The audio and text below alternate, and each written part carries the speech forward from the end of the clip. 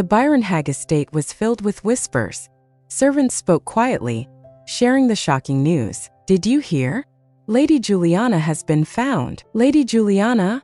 One servant asked, eyes wide. Yes, the Archduke's younger sister. She went missing in the forest a long time ago, but I thought she was dead. Shoo! Don't say such things, the older servant warned. Her ladyship must be so happy.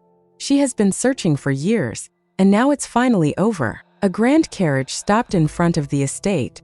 Inside, a young woman hesitated before stepping out. She looked up at the large mansion, her hands shaking slightly. Come, we've arrived, the coachman said. The large doors opened, and a group of servants stood waiting. The butler stepped forward. Welcome, Lord Stefan, he said with a respectful bow. Then he turned to the young woman. And welcome home, Lady Juliana. Juliana's heart pounded. Home. The word felt strange. She had spent years suffering without a family, without a place to belong. Now, standing in front of the grand estate, she realized her old life as Grey Benedict was gone. She was Lady Juliana now, and there was no going back. The grand room had been left untouched for years. Everything was the same, as if time had stopped. She stood still, taking it all in. This was your room. Everything has been kept just the same, the maid said before turning away. I'm going to speak with Lady Byronhag. Make yourself at home. Juliana stepped forward, breathing deeply. How long, just how long had she waited to breathe such clean air? The scent of polished wood, fresh linens, and the crisp evening breeze filled her lungs. Then a voice echoed outside. Victor has arrived. She flinched. Victor? Yes, Victor Byronhag. He's your older brother and the head of this house. Her heart pounded. She had heard of Archduke Byronhag, even in the place she used to live. But something about that name Byronhag felt too familiar. The door creaked open. A tall man entered, his gaze sharp and unreadable. Happy to see your brother after so long? Juliana stiffened. And no, I was just. What do you mean? No. His voice was calm but cold. She lowered her head, unable to answer. You're supposed to be happy, he said, stepping closer. Because I need you to be the real Juliana. Her fingers trembled slightly. If you try, he'll be of great help to you too. Try at what? She asked hesitantly. At being his real sister. Her breath caught. So this Juliana person, she's someone you need, my lord, she whispered. He didn't respond. But I'm not the girl you're looking for. All I've ever been is a maid in a brothel, she admitted, her voice steady. My only wish is for you to let me return to where I came from. Silence. He studied her carefully before murmuring. She's very upstanding for a girl who grew up in a place like that, for a peasant. He turned away. Stay the night here. Rest well, Juliana. The door closed, leaving her in the quiet room that was supposed to be hers. But to Juliana, this place was as foreign as the name she now carried. Juliana lay on the soft bed, sinking into the plush mattress. Her body ached from the long hours spent in the carriage. I'm exhausted, she murmured, stretching her limbs. It had been so long since she last slept on a proper bed. When was the last time? She couldn't even remember. As she turned her head, she caught a glimpse of a man outside the window. Ah, it's that man from yesterday, she thought. His presence felt imposing even from a distance. He stood tall, dressed in armor. The air around him was heavy with purpose. I guess he's going to war, she whispered. Then, a memory surfaced. She gasped softly. I remember now.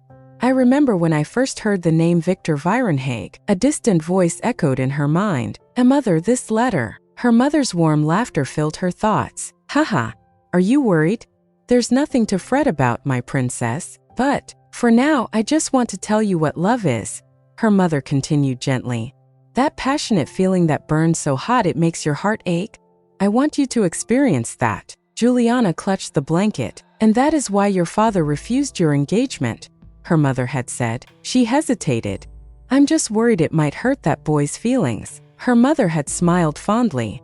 You're such a kind little girl, Grizz. A bitter truth settled in her heart. The only time she had ever felt true happiness was when she was the princess of Grandia. Grizz Benedict thought to herself, the second daughter of the royal Grandia family.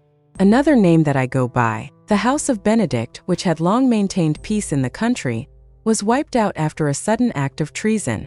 Only 9 years old at the time, She was lucky enough to survive the hell she was thrust into, however, under the unfamiliar name Maria. What was in store for her next was a life that felt like simply burning to death in a different kind of hell. But even during that difficult time, when she just wanted to give up on everything, she had a reason to keep living, a man muttered. By the way, an informant for the nobility has been snooping around lately, another man asked. What was the name? Grizz. I think he said he was looking for a princess or something, a third man scoffed. If there were a princess to be found in a gutter like this, I would have sold her off already. A woman laughed and teased. Really? How about I pretend to be the princess? The third man snapped. Shut up, you daft wench. Grizz widened her eyes and thought, someone is looking for me? But who? She cleared her throat and asked. So what's the name of this fanciful nobleman? The first man shrugged. I hear he's been spotted hanging around Virenhague Cathedral. The second man furrowed his brow. What was his name again? Johann. No, Johannes. The first man nodded. Johannes of the Virenhague Cathedral. Grizz repeated the name in her head. Johannes. Could he be a relative who survived the war? Or someone loyal to the Benedict family? No one took much interest, and the rumor faded away soon after. But to me, that man was my one and only hope, and that was why she had no choice but to accept Stefan's offer to take her out of that place and bring her here. She woke up and gazed out the window. She got up and walked over to it. The sunlight poured into her eyes, so she shielded them with her hands. She saw birds perched on the windowsill. She stepped forward, taking in her surroundings. It's beautiful here. She swished a bird's feather and fluttered it in the air with her finger. Could this be a small gift from God for living through such hell? Still, I'm sure it's only a brief respite. A young girl stammered. Gee, good morning, Lady Juliana. She turned her face and looked with a questioning expression. And my name is Belen. I shall be serving you from now on. I will do my best to please you, my lady. Grizz hesitated before replying. Oh, yes. Belen made the Grizz stand and took off its dress. Grizz said, I'm not used to this. Belen slid her hand over Grizz's shoulder. Grizz flinched at her hand and said, Oh, hold on. She pressed her belly and added, I'll do the rest. Belen nodded.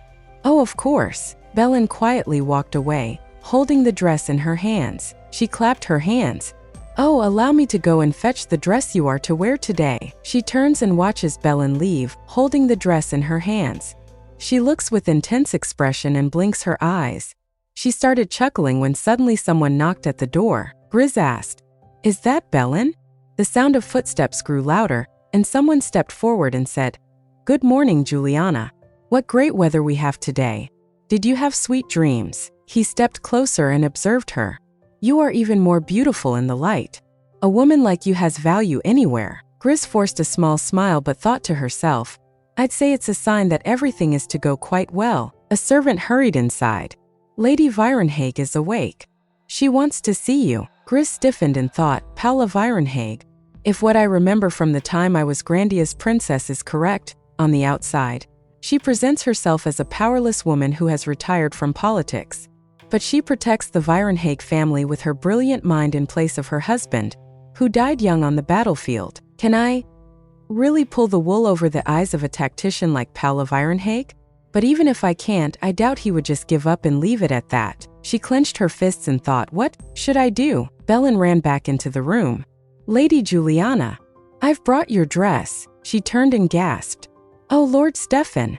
Good morning. Stefan glanced at the dress and smirked. Come to think of it, Juliana did love yellow. Grizz straightened herself. I'm sorry to have kept you waiting, Lord Stefan. Belen nodded eagerly. Lady Juliana has finished dressing. Stefan turned toward the door. We have kept Lady Virenhague waiting too long. Let's go. A servant led them forward and opened a door. This is her room. Stefan stepped inside. Mother, I have brought Juliana. Grizz swallowed hard and thought, if Lady Virenhague finds out I've been impersonating Juliana, I will probably be put to death.